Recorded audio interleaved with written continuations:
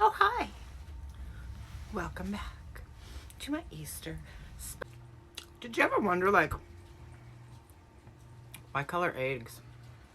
Why? Why do we color eggs for Easter?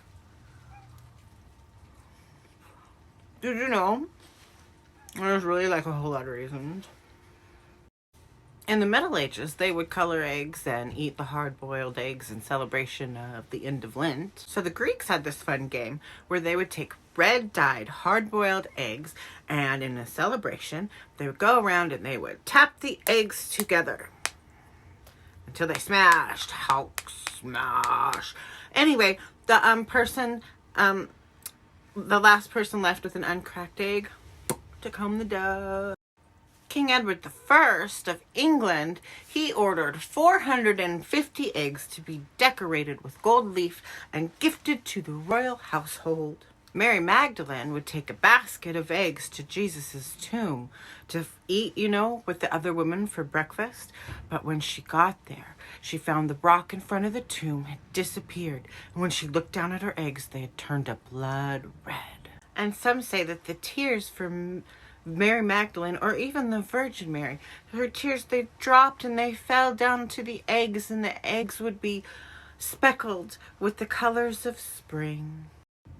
So she went to the Roman emperor to say, "Christ has risen." And he was like, "Yeah, right, shut the front door." So anyway, he's sitting in front of this table eating all this food, right? Num, num, num. And she's just this poorly little pleasant woman like, "No, Christ has risen. He's risen." And the Roman emperor was like, "He's no more risen than that egg is red." And you know what? That egg turned red. In 1722, a German writer told a story, a folklore story, about a bunny, a little Easter hare, who would go around and hide eggs for all the children to find.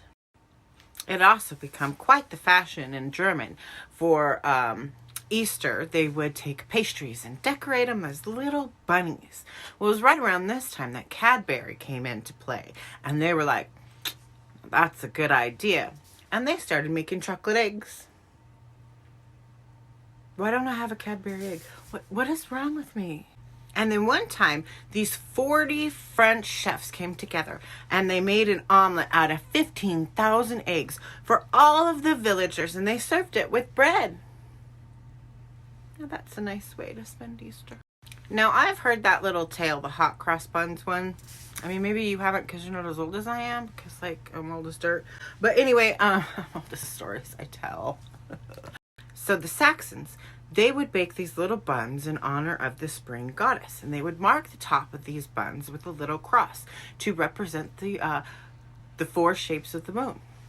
Does that make sense? Do I make sense? The four quarters. The four quarters of the moon. Why do people listen to me?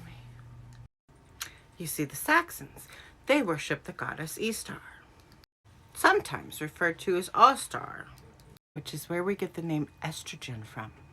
She was the goddess of spring, or the goddess of the dawn.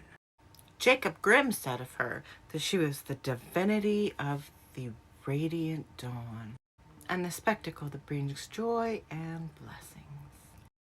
And celebrations and worships of her would happen at the spring equinox every year.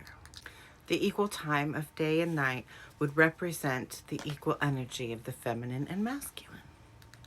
And in their celebration, women would clothe themselves in white gowns and climb to mountaintops to expose themselves. Spring is, after all, the time of fertility, and she was a fertility goddess. So her story goes that she mated with the solar god of the spring equinox, and 9 months later, on the winter solstice, a son would be born. And with the dawning of the sun every spring, her presence would rise, and it would grow with intensity as the sun warmed through the summer. And as the snows melted and the flowers would bloom, it was Eostre that would be celebrated. She was once traveling through the snows when she found a little bird, and he was just as cold as can be, and his little wings were all frozen, and she was worried. She was so worried that he was going to die. So she turned him into a hare, and he would lay eggs. only to later become very angry and annoyed with him.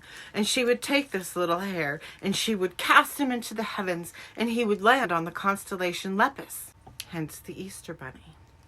Anyway, rabbits have always been sacred and always been linked to fertility, hence the term fucking like bunnies.